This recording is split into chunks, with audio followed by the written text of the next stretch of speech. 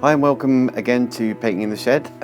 Thanks for watching the last video if you did. Did a little painting of a horse. On this episode I'm going to show you how I painted this. I basically got an email from someone, a friend, commissioning me, and this is how I make my living most of the time, is people sort of contact me and ask me to paint something.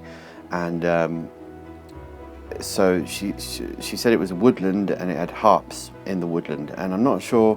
That was the only sort of description I had, which is fine because that allows me to kind of interpret that in the way I want to. So, you know, that leaves me a lot of room to sort of develop my ideas. I just want to say briefly, quickly, still got about 20 or so of these left, these calendars. They're like good quality, quite thick card, shiny, and it's got all my best work that I've done really over the last year or so in here.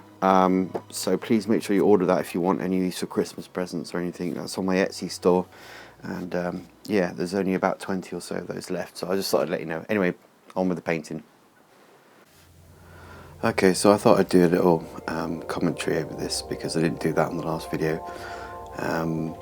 Just to explain what I'm doing here, I'm just adding white and lemon yellow, yellow ochre, and then sap green, and I'm using quite a lot of paint thinners, you know. They always start off quite thin, you know, in the background with the paint, and I get thicker as I come more forward in the painting, you know, in the foreground. So I'm starting off with all these yellows, and I've got some of the yellow ochre in there, and planning out this forest. I mean, you can create whatever kind of forest you want. I mean, I've painted so many forests that I'm kind of doing it from memory here. I've got no image I'm copying from, I'm just making it up, and you know, where I want some autumn colours coming in there. I've got some burnt sienna coming in,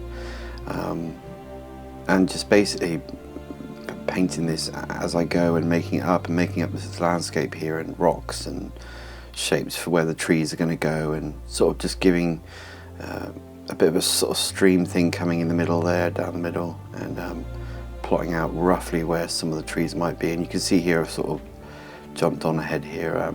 It's quite hard to film a painting this size actually, and actually not get the camera in the way. Here I'm starting to use like a darker green. There's sort of like a leaf green and then a sap green. You can get different greens, and also burnt umber there is the dark brown that I'm using. And I just build up the trees starting with the ones furthest away, and they're quite light in their colour, and as the trees get closer to you, they get stronger in colour, and more green in there, and more brown as the trees sort of, yeah, as you layer them up. So you start in the distance and then move forward in the painting. And here I'm using a fan brush just to create some leaves, some different colours. You have to do that at the same time as well. You have to almost do the leaves and the trees, you know, in the background first, and then work your way forward. So I'm using the same fan brush here just to actually use that on the ground as well to add more texture. And the more brush strokes, the more of a dense forest you kind of get, you know, more things are going on in there.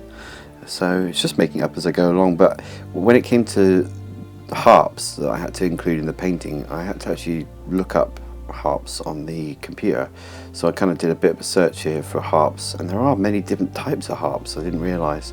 So I spent a little while sketching some of them out, because I couldn't do them from memory obviously. So I just spent a little while sketching them out, and then I was ready to take the paintbrush and put them onto the actual painting, using the same colours, the greens, the browns, as the tree. So if the harps were further away, they'd be lighter in colour, and you know, and they get stronger as they come closer to you.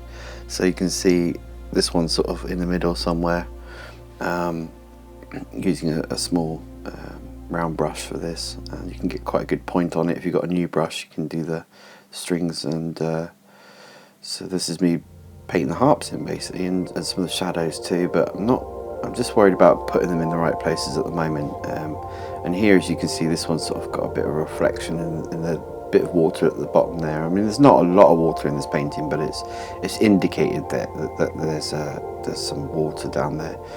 So all these different shaped harps I found on the internet, quite nice shapes to paint, you know. I quite enjoyed it. This is quite a green one here actually. I'll put a lot of green in there. But you can see if you've got a nice good new brush, you can get quite a point on it, and you can do some of the smaller brush strokes there. So you can see the painting sort of coming together now. This is me composing the whole painting and where things go and where the harps should go to draw your eye through the painting. It's like you want to take people through the painting like a little story, so their eye travels around it. That's why you think about the composition. You look at where your eye goes in the painting and whether people are following it along nicely, and that's what makes a good composition, is your eyes are able to move around the painting quite nicely and follow the little story. And putting some highlights here on the harps. That's one of the last things I do, is go around the painting putting highlights where the light just hits things, and just to emphasize certain points or bring things out in front. Like this harp, I wanted it to kind of stand out from the trees behind, so just putting little bits of highlights here and going back to the center of the painting where your eye is led to, this light area in the middle, and I wanted there to be a beautiful kind of white light area right in the middle of the painting, and that would just tie it all together. I got a little bit of blue on my brush, I think I got on accident, but you can see it's coming together here, and the whole painting's starting to look almost finished. Only a few little bits left to touch up on and sign it obviously and things like that, but at some point you have to stop and say I'm done now, you know, and this is the finished painting. I've added a little bit more green because the light on the camera wasn't very good, but it was actually quite green painting, so I've just put that. This is more true to the colours, and that's the finished painting.